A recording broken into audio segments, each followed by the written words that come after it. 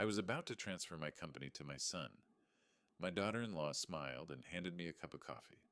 The housekeeper accidentally bumped into me and whispered, "Don't drink it. Trust me." I secretly switched cups with my daughter-in-law. 5 minutes later, she had a reaction. They thought they were so smart. They tried their best to destroy me, but they had no idea what was waiting for them. Justice would be served. Before I tell you what happened next, in that ambulance, drop a comment and let me know. Where are you watching this from? I need to know this story is reaching people who need to hear it. My name is Vincent Callahan, and at 69 years old, I thought I'd seen every kind of betrayal the business world could offer. I was wrong.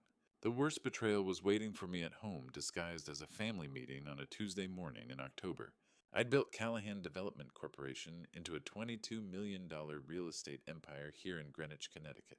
The Colonial on Round Hill Road had been mine and Eleanor's for 30 years. She'd been gone for 10 now. But some mornings I still expected to find her in the kitchen. Marcus, our only child, had been working at the company for 5 years. Not exceptional, but he was family.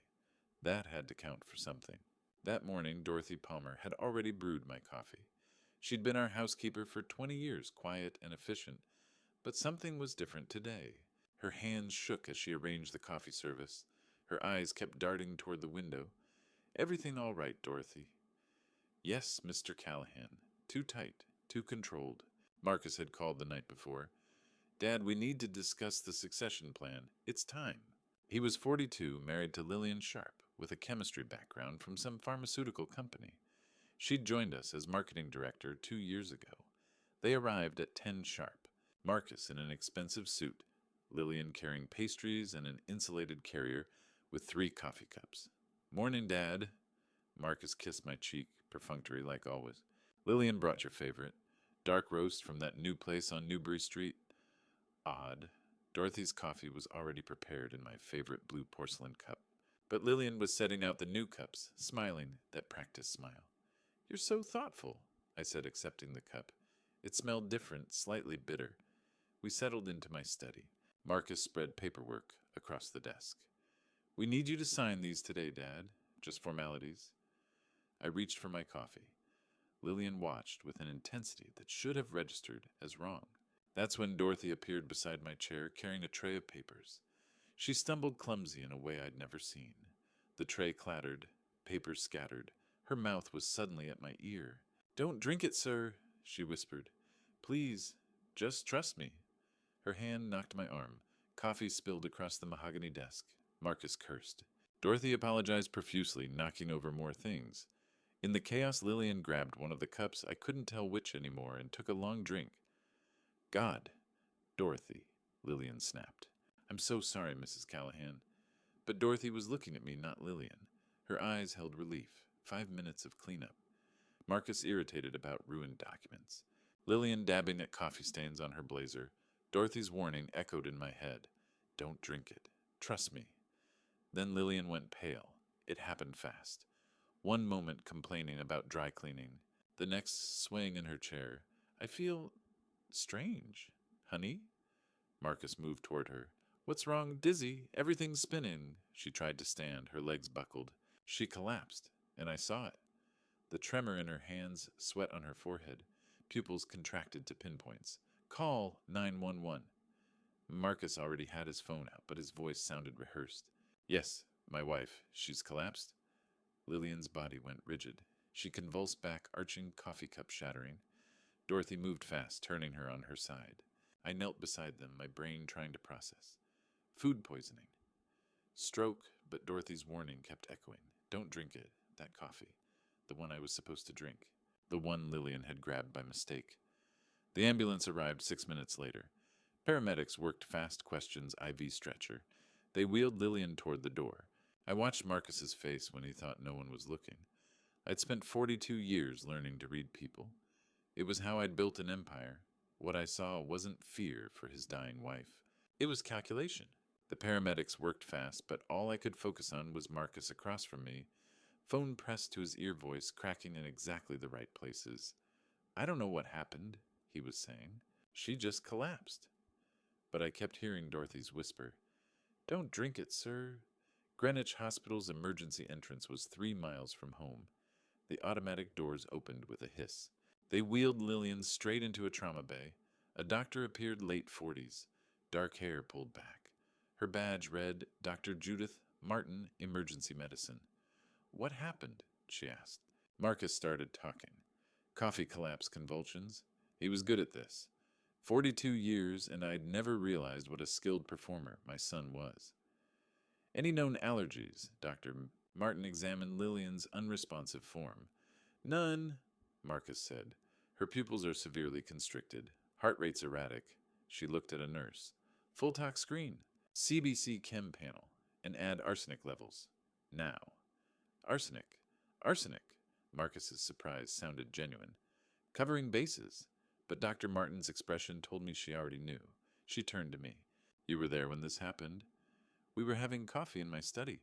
My housekeeper spilled it. There was confusion. Lillian drank from one of the cups. Which cup was meant for you, Mr. Callahan? The question landed like a fist.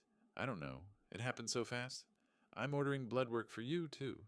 If that coffee was intended for you.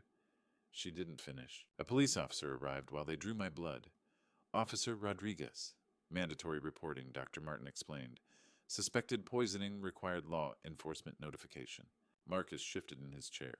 Poisoning, that's insane. Nobody answered him. The results came back 90 minutes later. Dr. Martin returned with a tablet and an expression that told me everything. Your daughter-in-law has acute arsenic poisoning. Lethal dose. She's critical. My hands stayed steady. Business training. Never show weakness. And me? You have chronic arsenic exposure, Mr. Callahan. Consistent low-dose poisoning over approximately 3 months. We're starting chelation therapy immediately. 3 months? July, August, September. The fatigue I'd blamed on age. The nausea I'd attributed to stress. The confusion during board meetings. Someone had been killing me slowly. Today was supposed to be the day it finally worked. Who has access to your food and beverages? Dr. Martin asked. My son, his wife, my housekeeper. The detective will want to speak with all of them. Through the consultation room window, I could see Marcus in the hallway, phone out, fingers moving fast across the screen, texting someone. Destroying evidence, maybe. I'd taught him everything about business. How to read a balance sheet. Negotiate a contract spot. Weakness. But I'd also taught him without meaning to how to hide what you really felt. How to perform. He looked up. Our eyes met through the glass. For just a second, his mask slipped. Not guilt. Not fear. Just that same calculation. Like he was solving a problem. Planning his next move. My son. The boy I'd raised. The man I'd built a legacy for. I'd been a businessman for 40 years. I'd survived market crashes, hostile takeovers, recessions. I knew the difference between bad luck and deliberate sabotage. This wasn't an accident. This was murder. Premeditated, methodical, patient. And watching my son throw that pane of glass in Greenwich Hospital's emergency wing, one thought kept echoing through my mind: I was supposed to be dead.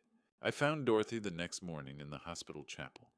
Alone in the last pew, rosary beads in her hands, tears streaming down her face. She looked up when my footsteps echoed on stone. Mr. Callahan, I'm so sorry. I sat beside her. The chapel smelled of furniture polish and old hymn books, scents that meant Eleanor. Sunday mornings, a life that felt impossibly distant. You saved my life, Dorothy. I should have told you sooner. Her hands shook. I saw her 6 weeks ago, Mrs. Lillian, in the kitchen before breakfast. She had a vial, clear liquid. Put drops in your coffee, stirred. It walked away like nothing happened. She pulled a small spiral notebook from her purse. Inside, 3 months of careful handwriting. Dates, times, observations. July 15th. Mr. C complained of nausea. Mrs. L in kitchen alone at 6:30 a.m. August 3rd. Mr. C dizzy during phone call. Coffee prepared by Mrs. L. September 10th. Mr. C confused in board meeting. Mrs. L made coffee that morning. You kept getting sicker, Dorothy said. Only on days when she was here early, when she insisted on helping with breakfast. Her phone showed photos blurry but clear enough. Lillian at my kitchen counter, small vial in hand. Another Lillian's purse-open vial, visible inside. I recorded them talking too, my phone in my apron pocket. The sound's terrible, but you can hear. She played audio, muffled distant like listening underwater, but I could make out voices. Marcus and Lillian somewhere in my house. The final dose? Lillian's voice. When he signs the company over? Marcus. Another recording from a week ago. Symptoms are perfect. Just need him to trust us one more time. I sat in that chapel pew, listening to my son plot my murder. Why didn't you tell me? I asked. You loved him so much. You were so proud. I was afraid you wouldn't believe me, that you'd fire me and then I couldn't protect you anymore. Her voice broke. 20 years ago, my daughter needed surgery. Neuroblastoma. Stage 3. Insurance wouldn't cover experimental treatment. You paid everything. $400,000. You saved her life. She looked at me with red-rimmed eyes. I couldn't let them kill you. I owed you my child's life. You didn't owe me anything. I owed you everything. The chapel door opened. A woman in her early 50s, practical suit badge on belt. Vincent Callahan. I'm Detective Karen Bradford, Greenwich PD. Dr. Martin said you might be here. We moved to a consultation room. Bradford recorded everything. Dorothy showed the notebook photos, played the audio. Her hands shook the entire time. Mrs. Palmer, why didn't you report this earlier? I was scared. Mr. Marcus threatened to fire me twice last month. Said I was too nosy. I thought if I accused them without proof. But you gathered proof. I had to. Bradford studied the evidence. Listened to the recordings 3 times. Finally looked at me. Mr. Callahan, based on this evidence, your son may be involved in conspiracy to commit murder.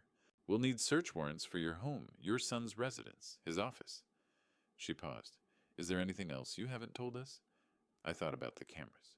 The ones I'd installed 3 weeks ago when my businessman's instincts told me something was wrong. The cameras that had captured everything. Not yet, I said. Bradford's eyes narrowed. She knew I was holding something back. When you're ready, we'll need to know everything. That afternoon, I made a decision. Detective Bradford needed to know everything. I installed hidden security cameras 3 weeks ago, I said. We were back in the consultation room. Bradford's pen stopped mid-note. You what? Professional surveillance. Video and audio. My study and living room. Why didn't you mention this yesterday? I needed to be sure I could trust you. I'd called my lawyer, knew where I stood legally. I'm telling you now. Why cameras at all?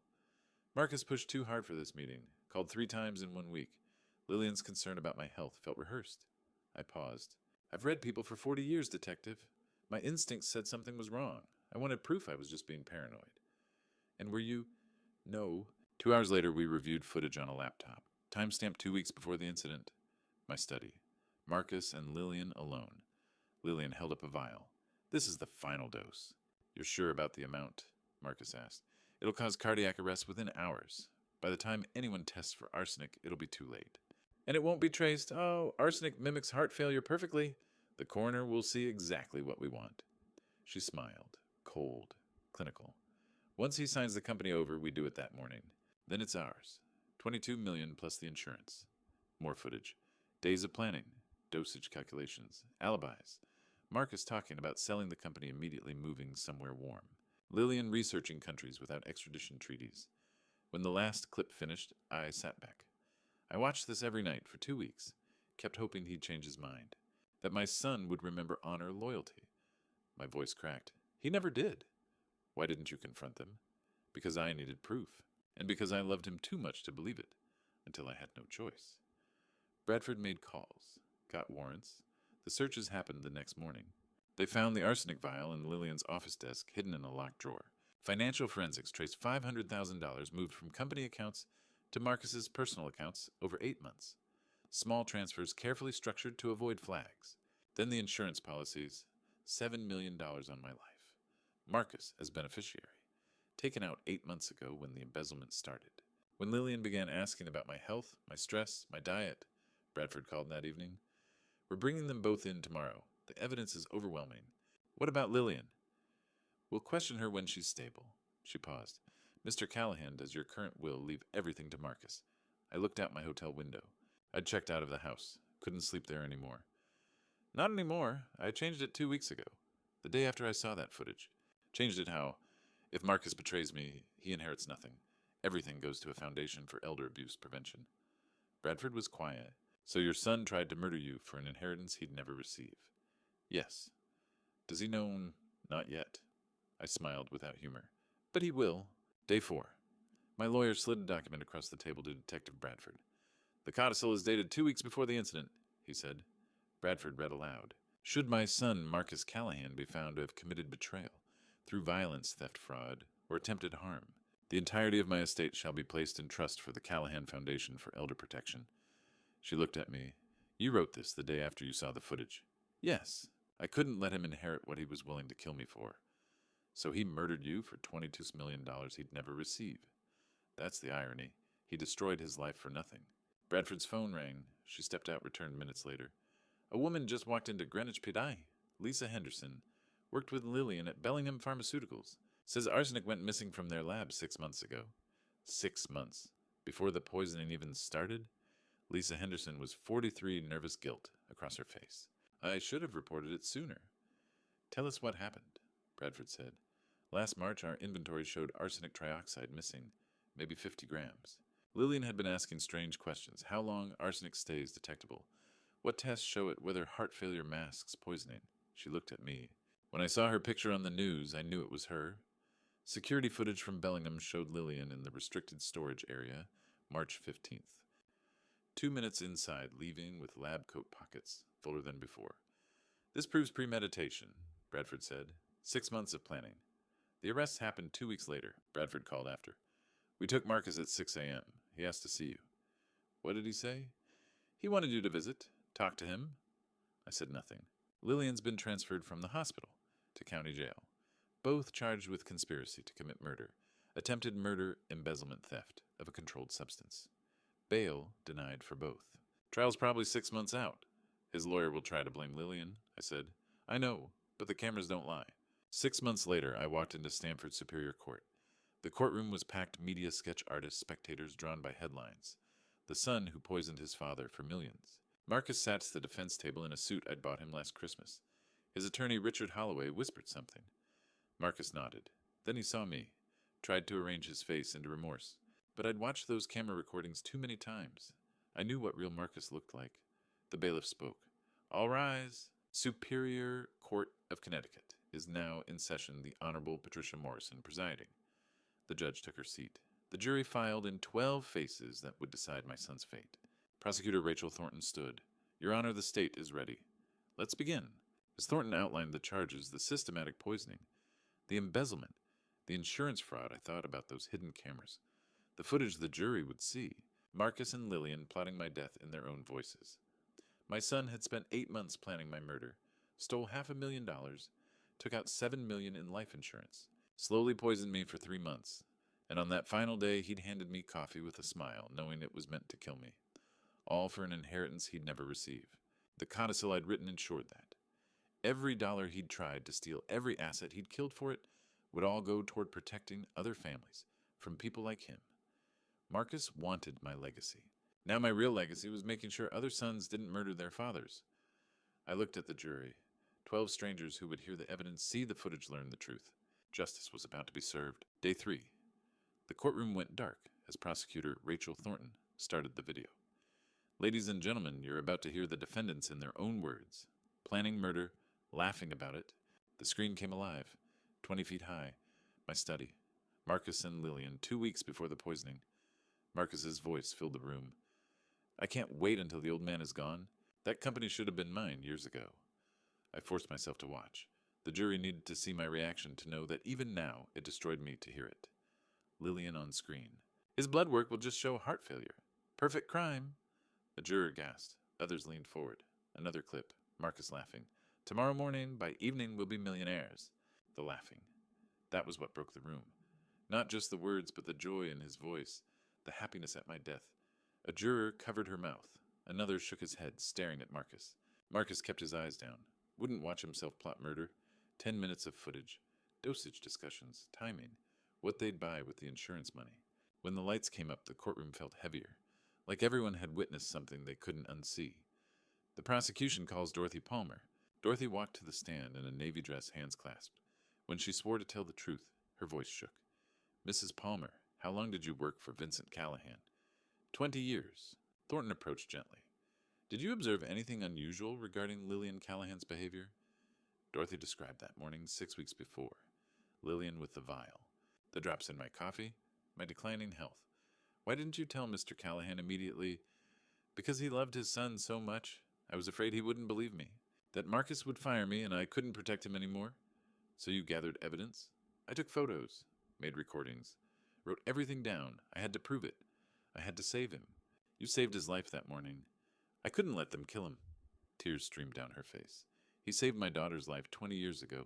I owed him everything. The courtroom erupted in applause. Judge Morrison allowed it briefly before calling for order. Dorothy wiped her eyes, embarrassed. Marcus looked up, stared at Dorothy with hatred. The prosecution calls Lisa Henderson. Lisa took the stand, explained about Bellingham Pharmaceuticals, missing arsenic last March. Lillian's questions about detection methods, poisoning symptoms. You saw the security footage. Yes, Lillian in restricted storage. Her lab coat pockets were full when she left. What did you think when you saw the news?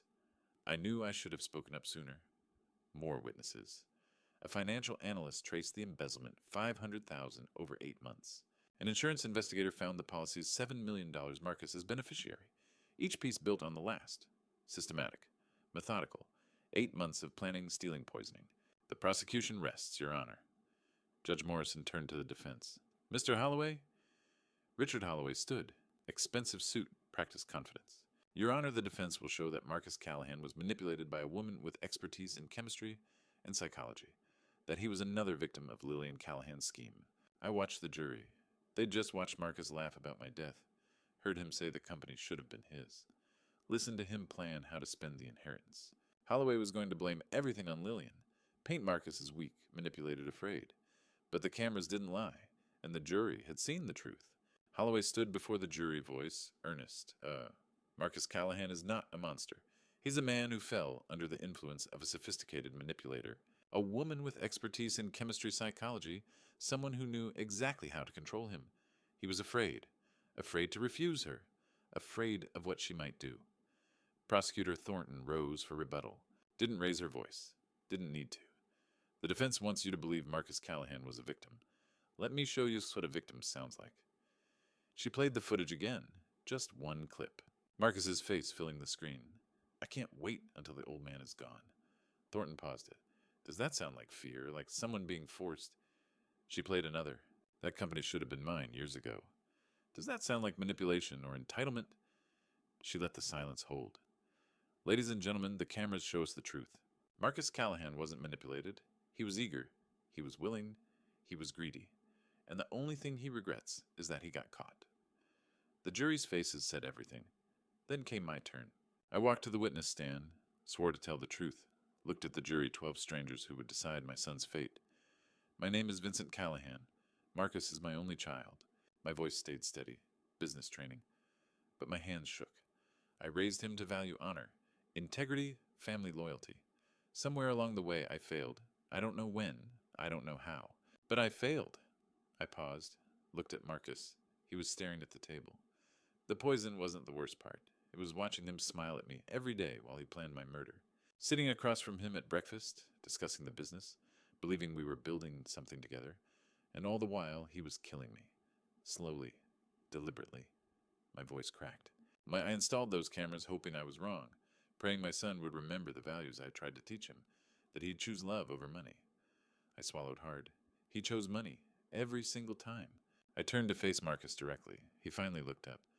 Marcus, you didn't just try to kill my body. You killed the father who loved you. That man is gone. He died the moment I saw that footage. And he's never coming back. The courtroom was silent. I returned to my seat.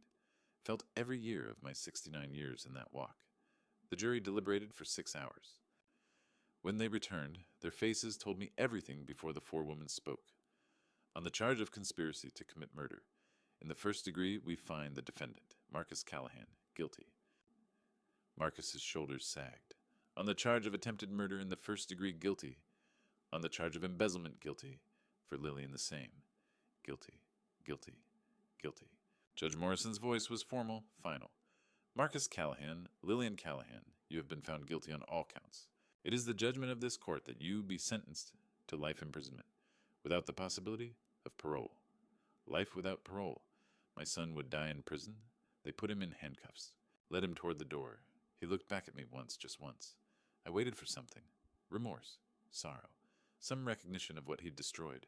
But all I saw was rage. Not guilt over what he'd done, just fury that his plan had failed. My son was gone. He'd been gone long before Dorothy spilled that coffee. 3 weeks after the verdict, my lawyer executed the will Marcus had tried to kill me for. All assets of the Callahan estate, the $22 million development company, the Greenwich property, the investment portfolios, the commercial real estate holdings transferred into an irrevocable trust, the Callahan Foundation for Elder Protection. Marcus got nothing. When the prison chaplain informed him, they said he destroyed his cell, threw his cot against the bars, screamed until guards restrained him. They put him in solitary confinement for 72 hours. The chaplain visited me a week later. Professional courtesy, he said. He thought I should know that Marcus, sitting alone in that empty cell, had whispered to himself, "I killed him for nothing." There would be no redemption arc for my son.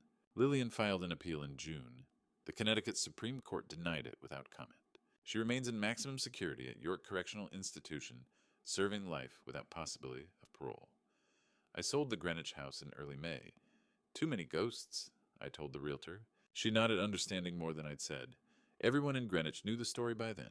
The poison, the housekeeper, the hidden cameras, the son who'd chosen murder over love. I established the foundation's headquarters in downtown Stamford, 3,000 square feet of modern office space, with accessible design, warm lighting, and a mission wall displaying our core values. Not a mansion, a workspace, a place where survivors could walk through the door and feel safe. Our mission was straightforward: protect elderly Americans from abuse, financial exploitation, physical harm, emotional manipulation, neglect, especially when the abuser was family. We offered legal aid, investigative support, emergency safe housing, counseling services, and advocacy. Dorothy Palmer became our executive director. The woman who'd served me coffee and toast for 20 years now led a staff of 9 professionals, 3 attorneys, 2 social workers, 2 investigators, an office manager, and a community outreach coordinator. She'd saved my life by spilling a cup of poisoned coffee. Now she was building systems to save hundreds more. The transformation was remarkable. Dorothy, who'd once deferred to everyone, now commanded conference rooms. She negotiated with prosecutors, challenged defense attorneys, spoke at community forums. Her voice, soft but unshakable, carried the weight of someone who'd faced evil and refused to look away. James Mitchell called 2 weeks after the verdict.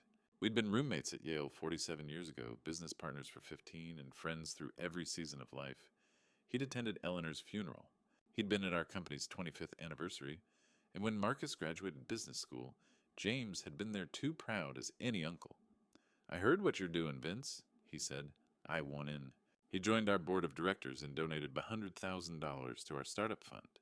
"You know what I've learned," James said at our first board meeting, looking around the table at Dorothy, our lead attorney, Sarah Brown, and our financial director, Michael Torres. "Family isn't who you're born to. It's who shows up when it matters." Dorothy met my eyes across the conference table. A slight smile, an understanding that needed no words. We were building something bigger than revenge, bigger than grief. We were building a legacy that couldn't be poisoned. Within 3 months, we'd intervened in 12 cases. 3 resulted in criminal prosecution. We'd recovered over $400,000 in stolen assets and relocated 7 survivors to safe housing. One case still visits me in quiet moments. Margaret Brennan, 76, a retired librarian from Norwalk. Her daughter-in-law had systematically drained her accounts for nearly 2 years, $200,000 gone. Margaret's son, working long hours in Boston, had no idea his wife was stealing from his mother. When we presented the bank records, the forged signatures, the shell company documents, Margaret's son wept. Then he called the police himself. Margaret came to our Stamford office 3 days after her daughter-in-law's sentencing. She took both my hands in hers, tears streaming down her weathered face. "You saved my life," she whispered. "Just like Dorothy saved yours." I looked across the room where Dorothy stood reviewing intake forms with Sarah. "No," I said gently. "We're just passing it forward." That evening, Dorothy brought 2 cups of coffee into my office.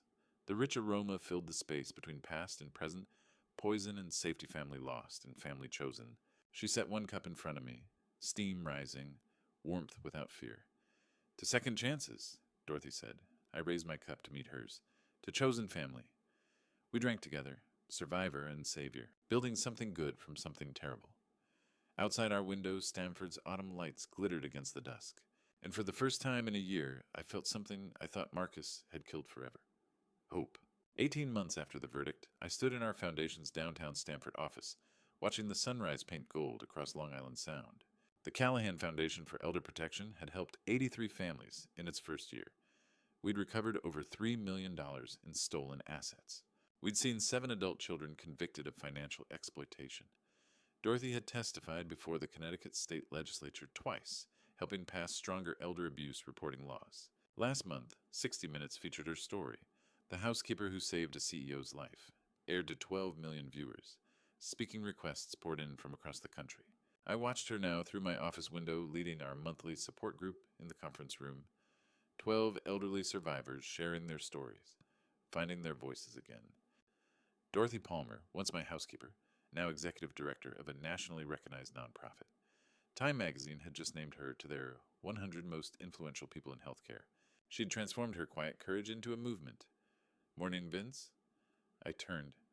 James Mitchell stood in my doorway, 2 coffees in hand. My old college roommate visited every Thursday now. We'd have coffee review cases talk about everything except business. Real friendship, the kind that doesn't keep score. Marcus sent another letter, James said, carefully setting my coffee down. The 9th one in 18 months. All unopened, stacked in my desk drawer. Still not ready, I said.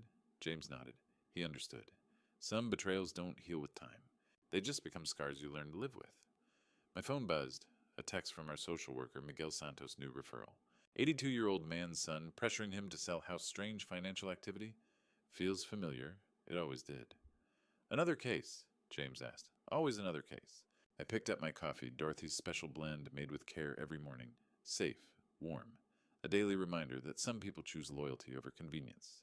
Dorothy knocked and entered reading glasses perched on her nose, iPad in hand. Vincent, the Boston Globe wants an interview about our expansion into Massachusetts, and Senator Warren's office called They Want You to testify about federal elder abuse legislation. 71 years old, and I was just beginning the most important work of my life. Schedule it, I said.